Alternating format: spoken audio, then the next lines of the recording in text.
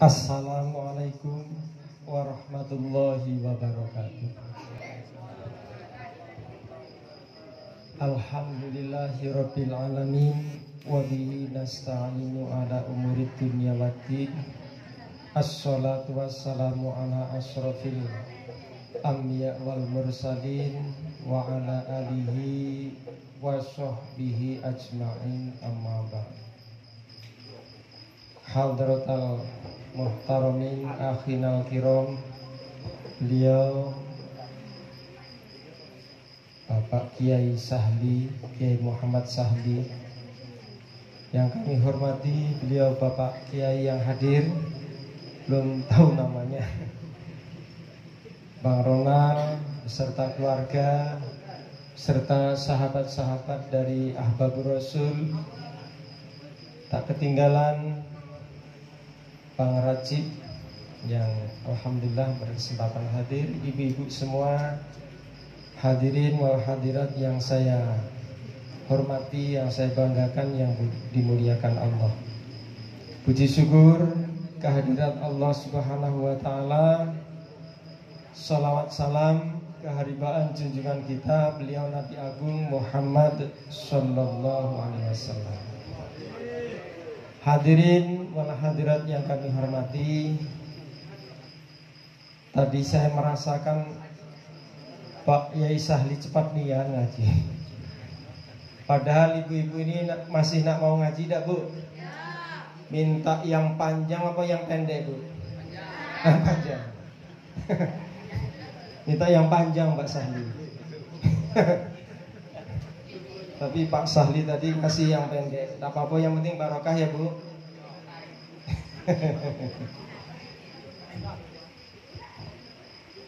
Saya tadi sesuai dengan permintaan Pak Yai Sahli itu untuk sedikit menjelaskan tentang silat ya. Silat yang barusan dibuka, terutama pagar Nusa. Cerita apa ini? Pagar Nusa berarti. Saya tidak begitu membidangi sebenarnya dengan pagar Nusa, namun tahu dikit-dikit. Dulu tadi saya cerita dengan beliau Bang Ronald, saya pernah ikut kungfu. Terus kemudian periode berikutnya pernah ikut Ingkai, Institut Karate Do Indonesia. Terus di Jawa Jaljalut, terus Asma Sholawat, kemudian Garuda Sakti. Dulu Garuda Sakti yang keilmuannya didominasi dengan Syaikhin Nabi. Kemudian agak akhir baru ikut pagar Nusa. Cuman salam pembukanya saja saya yang tahu pagar Nusa. Yang masih ingat banyak itu malah Ingkai dan sedikit agak kungfunya. Tapi mungkinlah tenaga tidak seperti dulu. Dulu Pak, kalau latihan kungfu itu sampai di lapangan itu langsung dihajar gitu. Pernah terjadi langsung demam seminggu. Sekali ikut latihan demam seminggu. Dan dulu dilarang oleh pemerintah kungfu itu. Jadi kalau latihan jam 4 malam, jam 3 malam, karena menyelinap. Karena itu ilmu berbahaya waktu itu. Banyak digunakan untuk kejahatan. Jadi kita akan sedikit membuka tentang pagar Nusa. Di dalam Nahdlatul Ulama itu adalah sebuah organisasi besar yang dari kecil sampai tua, sampai mati harus dirawat. Jadi dari belum lahir sampai ke akhirat harus dirawat. Sementara warganya ini bermacam-macam. Maka sebelum lahir, kalau orang tua kita dulu Banyak ketika ibunya sedang hamil, bapaknya puasa Senin Kamis. Itu merawat bayi yang ada dalam kandungan, mendidik. Sekarang ini tidak musim kayak gitu. Ya, yang ibunya hamil, yang bapaknya ado gawe megang HP.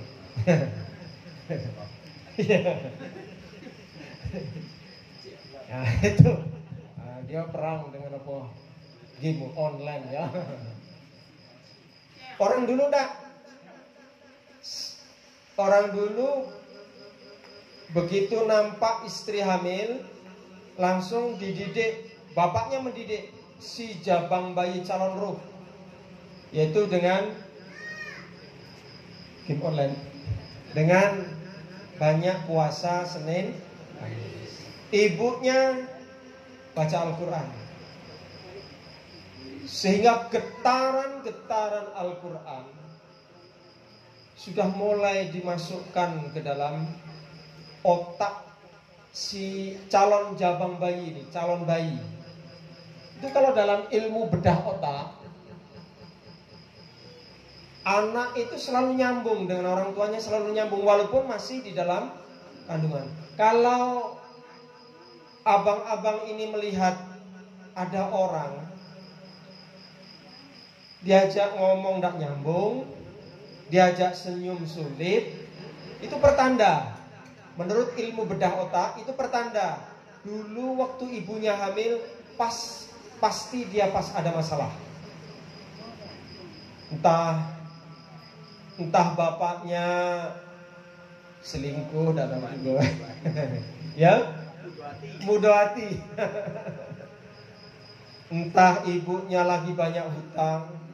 Pokoknya kalau ada orang ketika diajak ngomong tidak nyambung, diajak ketawa sulit, diajak senyum sulit, itu ciri-ciri dia ketika dalam kandungan pasti sedang menghadapi masalah. Nah, ini oleh agama diatur. Oleh agama diatur, maka masih dalam kandungan harus dididik. Ini kalau ada yang istrinya sedang hamil, cepat-cepat puasa. Kalau belum hamil, dicepatkan hamil. Setuju? Ya, setuju. Itu. Nah ini diatur dalam agama, diatur. Kemudian pendidikan itu dimulai dari ayunan. Maka ada hadis yang mengatakan tolabul ilmi faridotun. Kalau faridotun itu segotnya mubalaghah menurut ilmu alat ilmu nahwu. Ya, segotnya segot mubalaghah menurut Kiai Sahli. Segot mubalaghah itu perkataan yang di apa Pak Ustaz? Yang ditekan besar sekali, besar sekali, besar nian godang. Jadi kalau bahasa Jawa besar sekali itu besar. Nah, gitu bahasanya kayak itu kalau orang Jawa. Besar sekali. Saking besarnya. Jadi faridotun berarti sangat fardu. Ala kulli muslimin wal muslimatin. Lah, awal dari pendidikan itu minal mahdi, dari ayunan ilal lahdi, sampai ke liang lahat. Ini perlu dididik. Pendidikan itu ada pendidikan spiritual, pendidikan mental, ada pendidikan skill, pendidikan kemampuan fisik.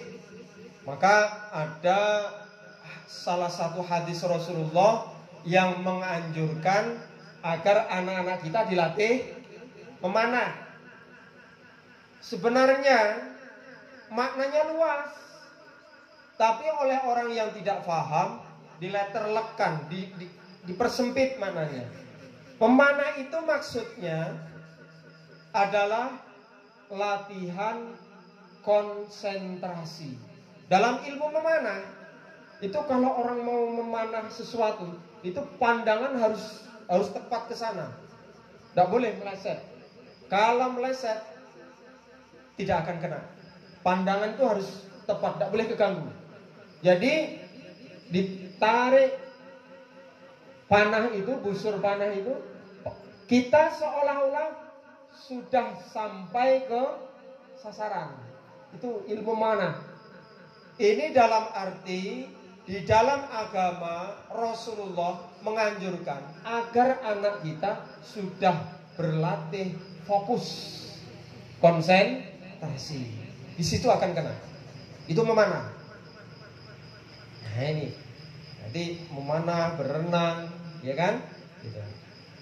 Lah, ini para ulama kemudian berpikir,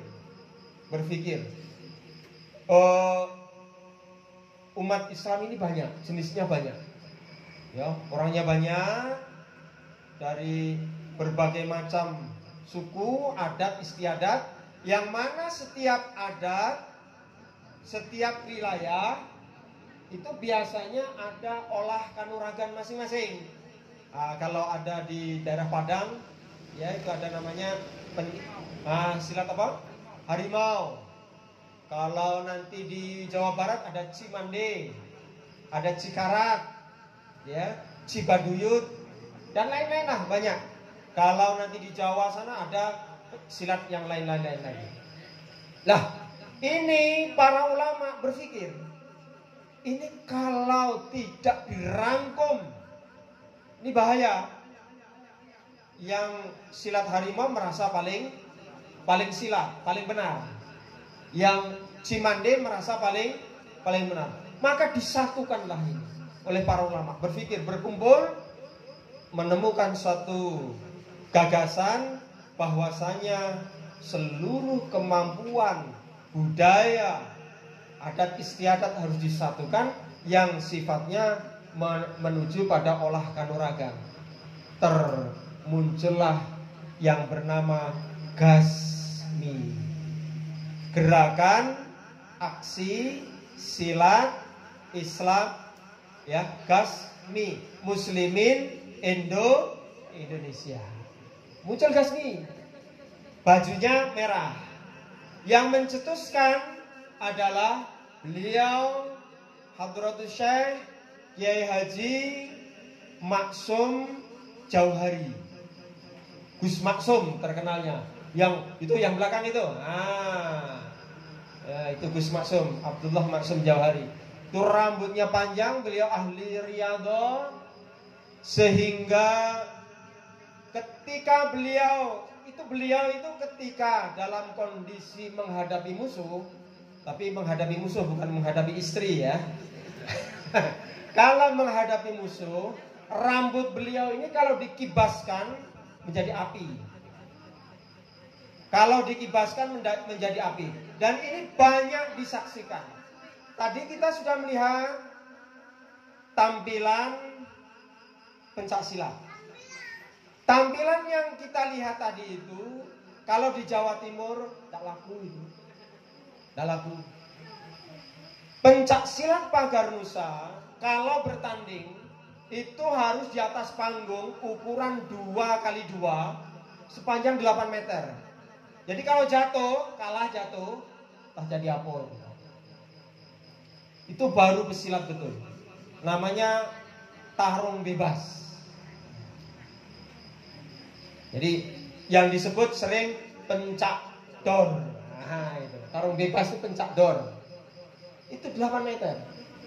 Ini perlu karena Rasulullah juga menyampaikan, Rasulullah paling senang mukmin yang kuat daripada mukmin yang lemah. Kuat lahir batin, dari keimanan kuat, dari fisik juga Nah, jadi muncullah Gasmi, gerakan aksi silat Muslimin Indonesia. Siapa yang menciptakan? Beliau Kiai Haji Mbah Maksum atau Gus Maksum Jauhari. Beliau ini ahli tirakat dan beliau ahli thariqah. Apakah orang thariqah tidak boleh silat? Boleh. Karena itu diajarkan oleh Rasulullah. Silat itu sejak zaman Rasulullah sudah ada. Pendekar yang muncul pertama kali setelah masa Islam adalah Sayyidina Ali. Maka ada ilmu yang bernama petak Sayyidina Ali. Itu ilmu silat. Ilmu petak Sayyidina Ali itu kalau dipakai untuk membunuh orang jarak jauh, kalau orang Melayu kita bilang itu gayung. Nah, ya. Itu bisa untuk memutus jantung, petak Sayyidina Ali itu. Nah ini kalau di Jawa Barat namanya ilmu geduk Sayyidina Ali. Nah itu, ini ilmu-ilmu yang pokoknya yang pasti tidak paham lah ini. Nah ini cuma cerita ya, penasaran. Nah setelah terjadi gabungan ya gerakan aksi silat Muslimin Indonesia, jadi seluruh pencak silat disatukan. Ada semua pencak silat, ya. Ada Margaloyo. Margaloyo itu dia pencak silat yang diciptakan oleh Joko Tingkir. Nah, ini Margaloyo namanya. Bukan loyo orangnya, tapi Margaloyo. Karebet. Kemudian pada tanggal 3 Januari tahun 1986 di pesantren Lirboyo, ulama berkumpul. Ulama yang mewakili dari Muassis Nahdlatul Ulama, beliau adalah putra dari Kiai Haji Ridwan Abdullah. Siapa itu Ridwan Abdullah itu? Tukang sate. Oh, tidak. Yang menciptakan lambang Nahdlatul Ulama bernama Kiai Haji Ridwan Abdullah. Punya putra bernama Kiai Haji Mujib Ridwan. Putranya ini pada tanggal 3 Januari tahun 1986 membuatlah sebuah persatuan, ya, yang direstui juga oleh beliau. Dan beliau sebagai dewan pendekarnya itu membuat sebuah gerakan pencak silat bernama Pagar Nusa. Lah, di sini pagar itu adalah pagar. Nusa itu adalah nusa dan bangsa.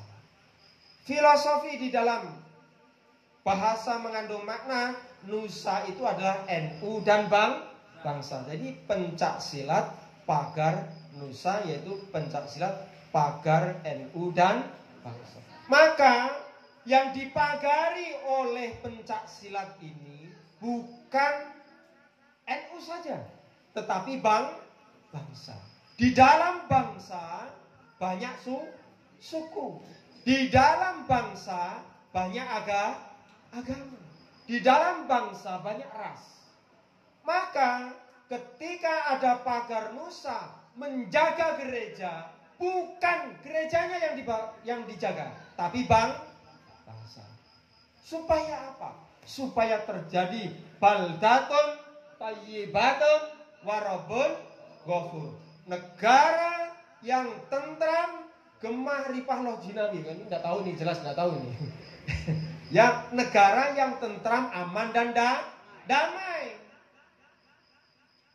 Karena diakui, tidak diakui, negara Indonesia mencapai kemerdekaan disokong, diperjuangkan oleh seluruh agama yang ada di Indonesia. Seluruhnya. Lah, juga seluruh suku yang ada di Indonesia. Kalau Bungo banyak Islam, di Aceh banyak Islam, di Irian Jaya banyak Kristen, di Sulawesi banyak Kristen. Di sana juga memperjuangkan wilayah Indonesia. Kita harus punya rasa terima kasih kepada mereka, kepada semua anak bangsa. Dan ini diperintahkan oleh Rasulullah.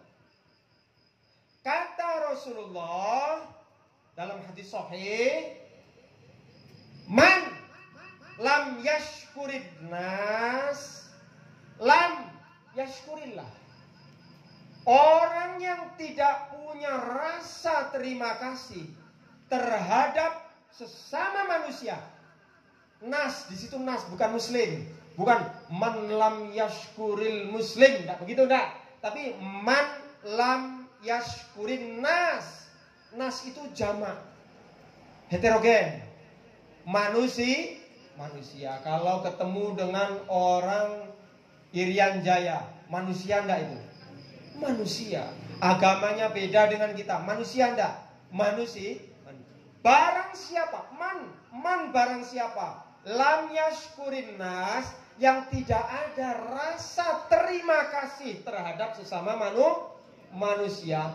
Lam yashkurillah, dianggap tidak punya rasa syukur kepada Allah. Kata siapa?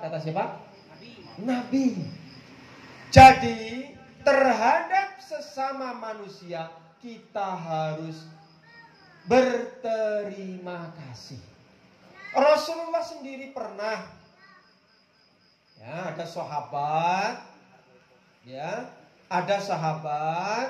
dipesan oleh Rasulullah, wahai sahabatku, siapapun engkau yang menolong engkau, yang menyenangkan engkau, cepat ucapkan rasa terima kasih. Karena orang yang tidak cepat mengucapkan terima kasih itu akan menjadi temannya iblis. Rasulullah ini dalam kitab Khulasoh diterangkan.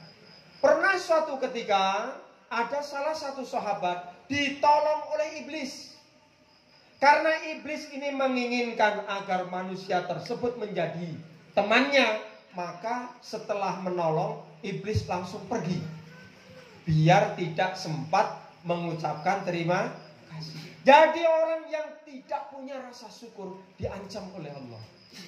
Bahkan kalau menurut terjemahan dari Khulasoh ini berarti sama dengan temannya iblis. Sekecil apapun kita ditolong oleh siapapun, cepat ucapkan rasa terima kasih. Cepat itu. Jangan ditunda. Itu ajaran Rasulullah. Maka Indonesia menjadi seperti ini adalah sumbangsih dari seluruh anak bangsa. Itu. Jadi penting. Jadi yang perlu dijaga ini adalah bangsa. Ini.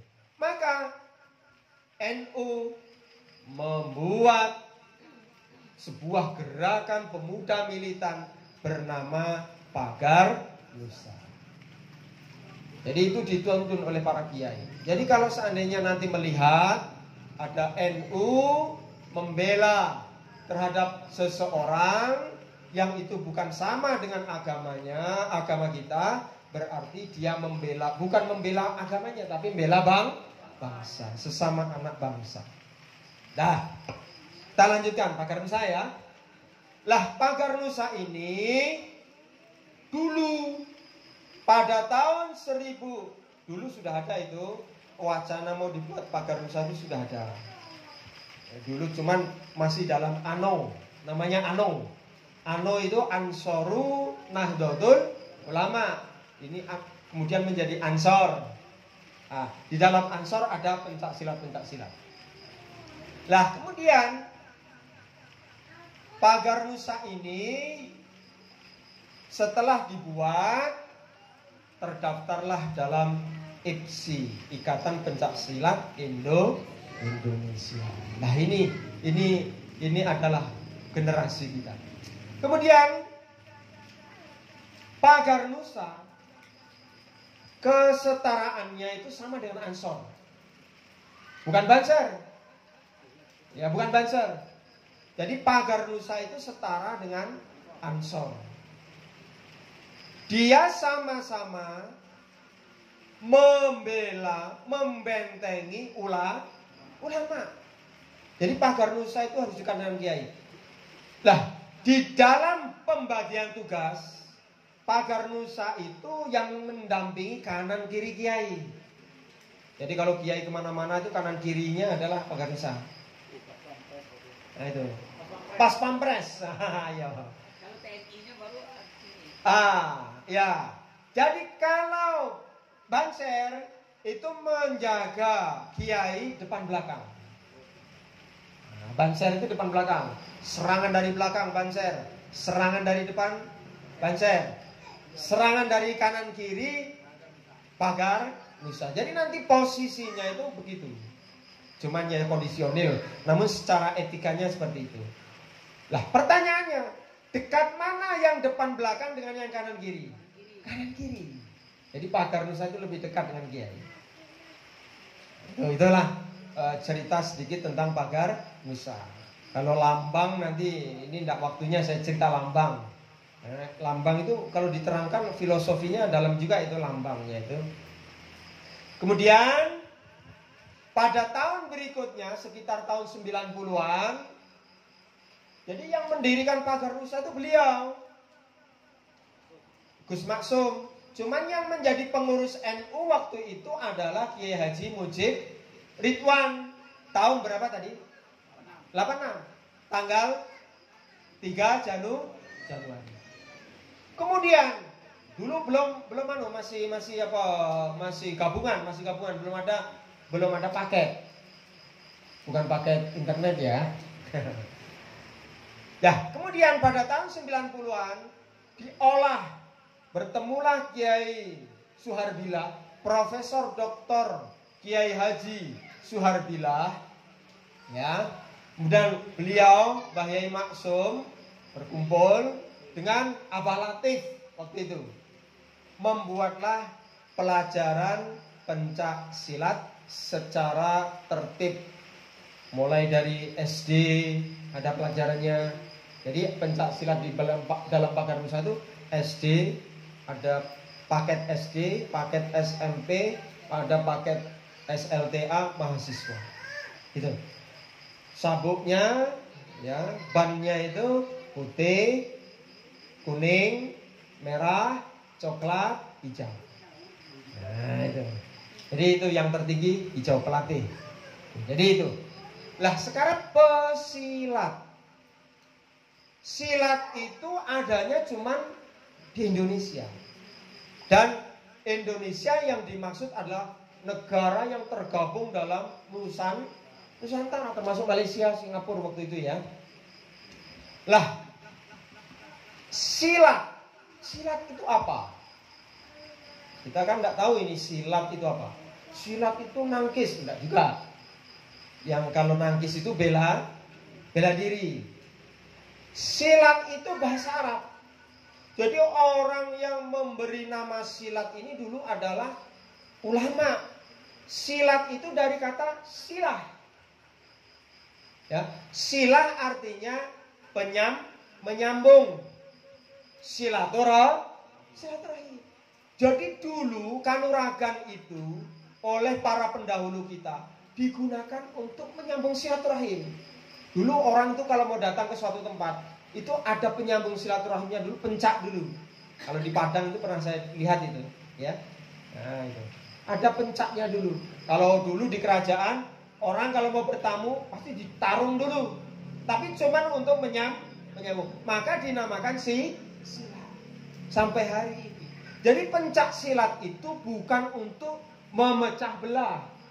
Jadi nanti tidak boleh pagar nusa bertengkar dengan IKS. Tidak boleh.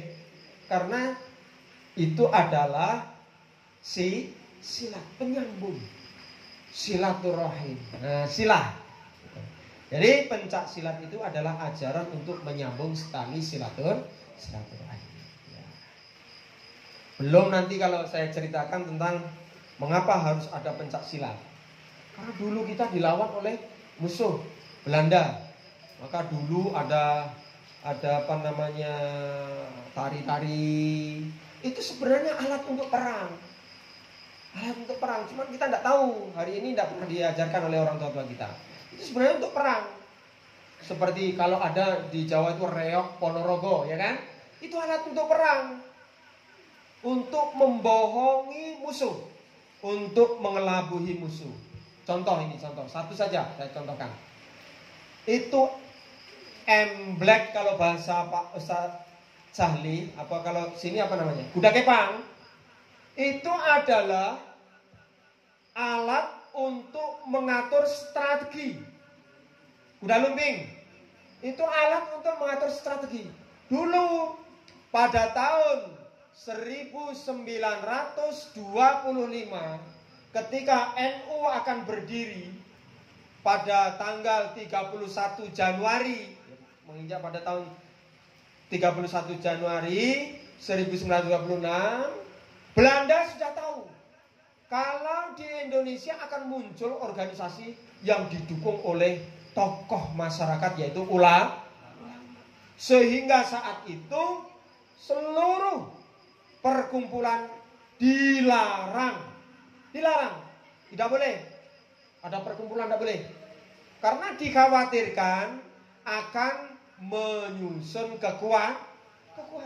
Maka orang Indonesia tidak kurang akal, pintar-pintar orang Indonesia. Cerdas-cerdas. Waktu itu kan pas 2 tahun dari meninggalnya beliau Kiai Khalil Bangkalan Madura. Jadi ketika ulama berkumpul itu dengan alasan mau haul. Jadi di luar dipanggillah masyarakat untuk tahlil. Namun di dalam itu di Jalan Babatan Surabaya. Itu di Jalan Babatan Surabaya itu pada tanggal 31 Januari malamnya, kalau tidak salah malam Selasa. Waktu itu saya lihat malam Selasa. Saya belum lahir. Nah, itu ternyata di luar tahlil, di dalam ulama berkumpul merembuk. Terpilihlah Hadratus Syekh Kiai Haji Hasyim Asy'ari. Belanda tertipu karena dengan alasan tahlil.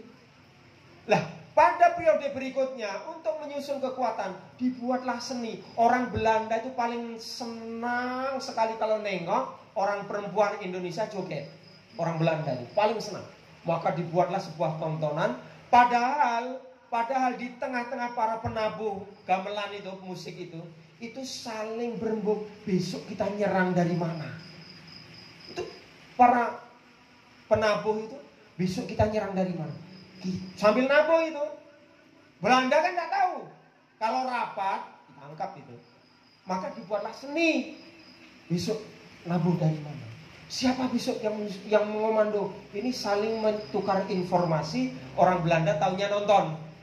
Nah itulah cara orang tua-tua kita dulu mengatur strategi dibuatlah seni. Ada sintren, ada ketoprak, ada tayub, ada dan lain-lain. Kadang-kadang kalau kita nengok sekarang ini kayaknya itu kok ya bid'ah ya. Ya, nah itu sesuai dengan kepentingan. Dah selesai. Saya belum membaca kitab inilah lama juga.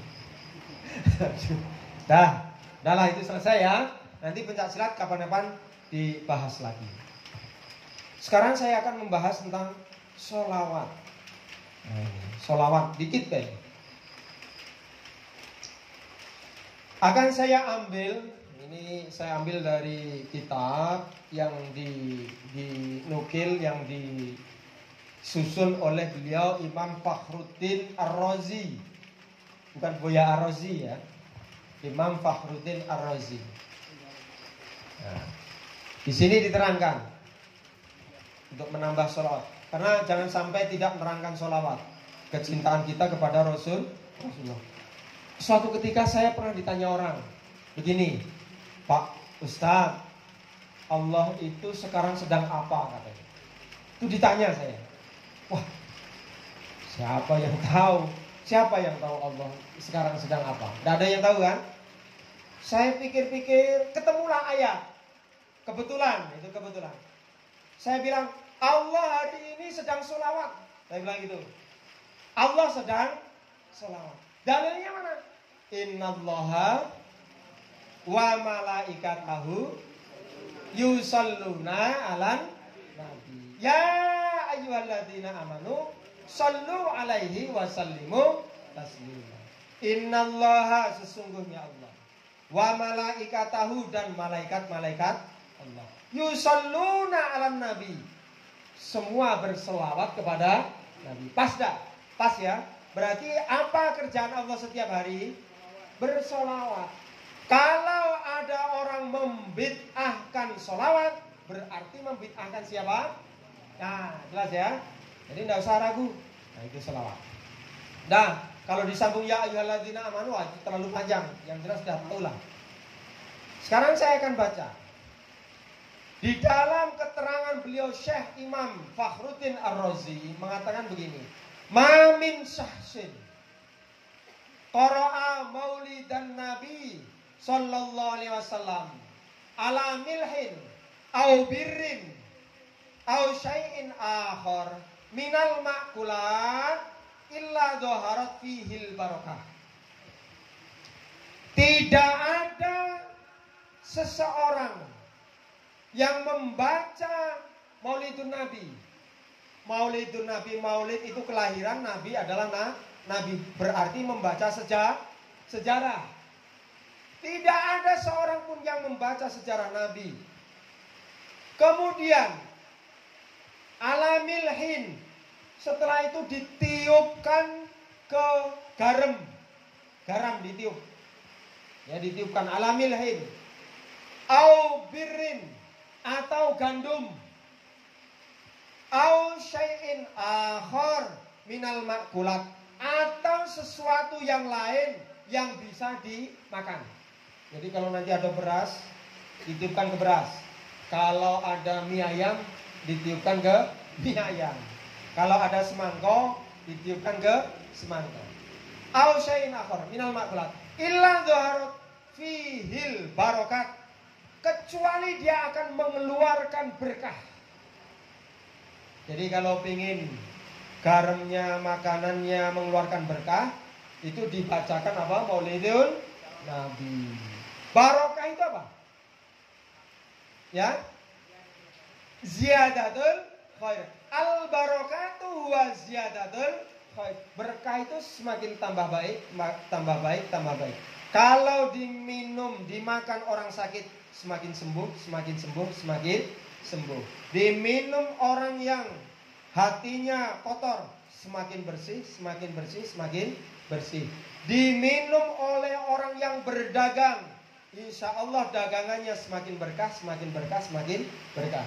Dimakan, diminum oleh orang yang punya usaha, insya Allah semakin baik, semakin baik, semakin baik. Jadi orang yang berdagang, orang yang usaha, orang yang punya keluarga sulit diatur, yang bapaknya rewel,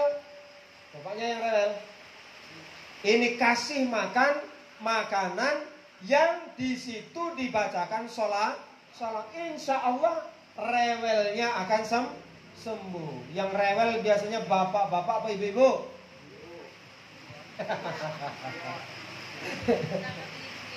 Ayo, sami nawatokna komandan.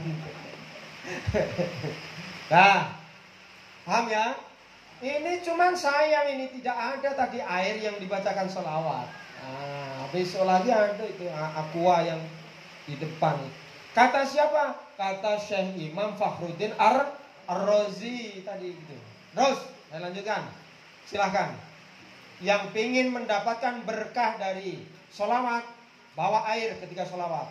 Nanti setelah selesai diminum, kasih ke anak, kasih ke keluarga. Biar apa? Berkah. Nah, kita lanjut. Wa fi kulli syai'in wasala ilaihi min dzalikal ma'kul fa innahu yatarrabu la yastaqirru hatta yaghfirullah li aklihi wa in quri'a walidul akhirih.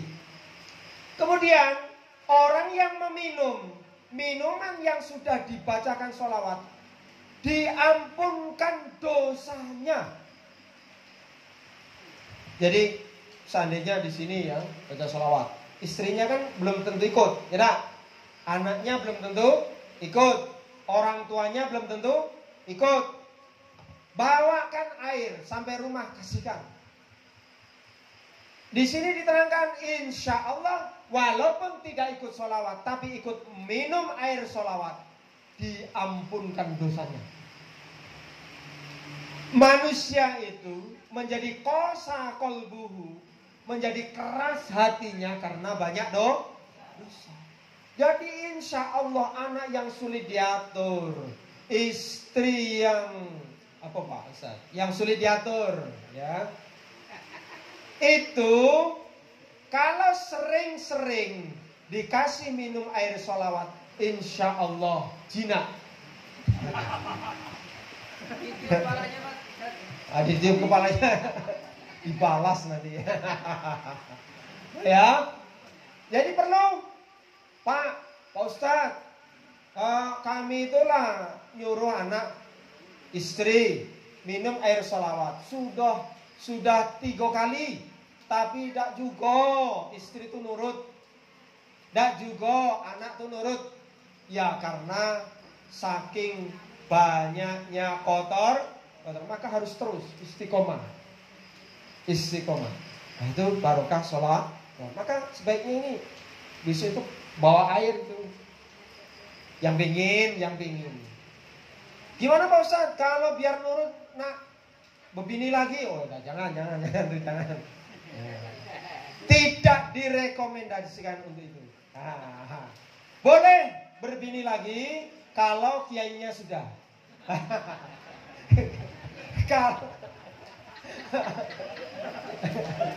Kalau kiainya belum, itu kurang ajar itu, mendahului kiai itu. Apa boleh itu? Kode alam dulu. Iya. Kode alam. Nah, saya satu saja darah tinggi. Enggak. Ada, terus kita lanjutkan ya. Kemudian wa in quri'a maulidun nabi sallallahu alaihi wasallam ala ma'in faman syaraba min dzalikal ma' dakhala qalbahu alfu nurin wa rahmatin wa kharaja minhu alfu ghillin wa illatin wa la yamutu dzalikal qalb. Dan barang siapa yang meminum air yang sudah dibacakan sholawat maulidun nabi, itu insya Allah akan masuk di dalam hatinya 1000 cahaya, 1000 nur. 1000 nur masuk ke dalam hati yang meminum. Kemudian warahmatin akan masuk 1000 kasih sayang. Muncul rasa kasih sayang, semakin sayang dengan suami. Nah, jadi nanti kalau mau minta izin, saking sayangnya dikasih juga insya Allah. Tapi ingat, harus kiainya dulu. Jadi tidak boleh mendahului komandan.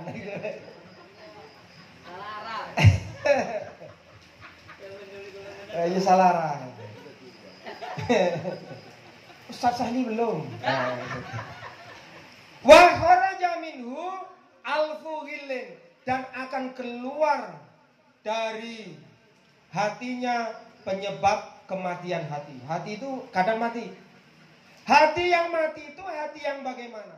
Hati yang mati itu hati yang di dalam Al-Quran disebut khatamallahu ala qulubihim wa ala sam'ihim wa ala absarihim. Ya, wa ala absarihim, terus Gishawatun walahun azabun azim. Hati yang khatamah, distempel, hati yang dicap, hati yang divonis oleh Allah. Maka vonis itu distempel, ditutup ala sam'ihim penglihatannya, sam'ihim pendengarannya, wa absorihim penglihatannya, sehingga orang yang seperti ini akan mendapat azab yang pedih.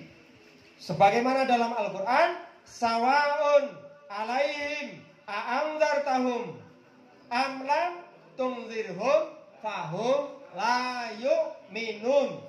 Dinasihati, dak dinasihati, sama baik. Bengal. Lah, orang yang sudah disestempel hati pendengar dan penglihatannya, itu tidak bisa dinasihati. Tidak bisa. Tidak bisa Pak, kecuali dia sadar dengan sendirinya atau atas kehendak Allah. Maka ada orang yang model seperti ini ada. Mendapatkan undangan pengajian, tidak tertarik. Mendapatkan himbauan untuk ngaji, tidak tertarik, tidak terbersit hatinya, tidak tergerak. Ditengokkan dengan ujian, tidak sadar. Diajak untuk ngaji, tidak mau dia, tidak bergeming. Tapi kalau ada undangan organ tunggal, lah itu istri yang hamil diajak itu. Ya jo. Tidak ada undangan pun datang. Ini berarti hatinya sudah dikunci oleh Allah. Orang yang ketika ada kebaikan sudah tidak tergerak hatinya, ketika ada kemungkaran tertarik, ini berarti sudah khatamallahu ala qulubihim wa ala sam'ihim wa ala absarihim ghisyawatun wa lahum adzabun adzim. Alhamdulillah sudah di Innalillah. Salah tadi saya ucapnya. Nih hati-hati. Ini termasuk orang seantero Muara Bungo yang hidup hatinya. Karena diajak ngaji pun alhamdulillah. Yang lain belum tentu tergerak. Aduh ngaji, apalah ngaji, tidak bisa untuk bayar utang. Tidak bisa dimakan ngaji itu. Nah, ini. Jadi mudah-mudahan yang hadir di sini dipandang tersenyum oleh Allah, karena kita membuat tersenyum Rasulullah. Selalu menyebut-nyebut Rasulullah. Man ahabba syai'an kasura dzikruhu. Barang siapa yang cinta terhadap sesuatu, pasti banyak menyebutnya. Aku mau makan, ingat kamu. Mau mandi, ingat kamu. Nah, jadi ingat terus. Ya. Karena cinta. Kata santri tua Ahbabur Rasul, katanya, ana maridun qalbi, laisa dawaun illa habibi. Ya Allah, hai, saya ini sedang sakit hati. Tidak akan sembuh sakit hati saya ini kecuali ketemu dengan kekasih. Masya Allah. Ada orang demam, dibawa ke dokter, tidak akan sembuh. Dibawa ke bidan, tidak akan sembuh. Di rupiah tidak akan sembuh. Di rupiah sehari semalam tidak akan sembuh. Karena sakitnya bukan sakit demam biasa, tapi demam malarindu.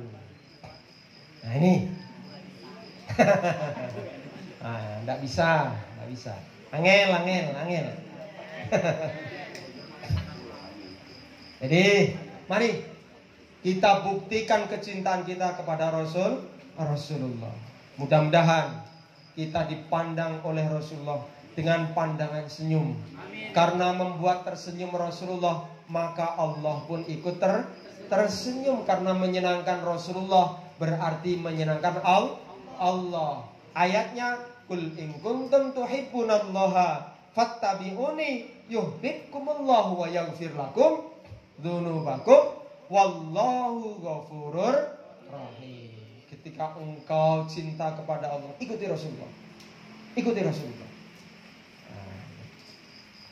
Ini belum lagi saya terangkan yang menyediakan lampu, yang menyediakan minuman, yang menyediakan tikar untuk membaca Maulidun Nabi. Kalau saya terangkan sampai subuh nanti belum selesai.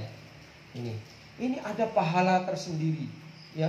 Besok ya ada pahala yang luar biasa.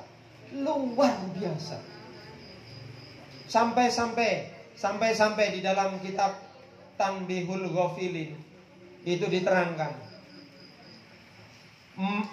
Man idza dzukirtu indahu falam yusolli alayya faqad atorikol jannah.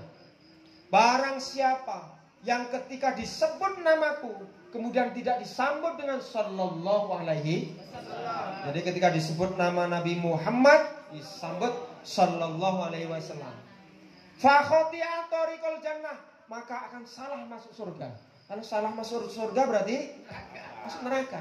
Walaupun dia ahli ibadah, walaupun dia ahli zikir, walaupun jamaah rutin, tetapi ketika disebut nama Rasulullah acuh tak acuh. Ini disindir di dalam hadis sahih, di dalam kitab Tambihul Ghafilin, fakhoti atorikol jannah. Maka jangan cuek ketika ada menyebut nama Rasulullah. Itu baru disebut, apalagi dibaca. Nah, nanti kapan-kapan tak kasih sholawat kosornya. Ya, sholawat kosor. Tapi tidak sekarang. Lain waktu ya. Saya dari awal hingga akhir banyak kata yang membuat hati tidak berkenan, tidak enak didengar. Itu adalah kebodohan saya. Saya mohon maaf yang sebesar-besarnya.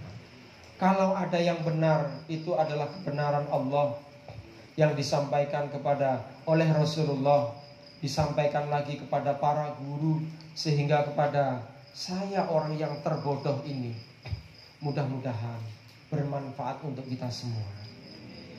Demikian, mudah-mudahan kita dapat bertemu dalam waktu dan gelombang yang sama.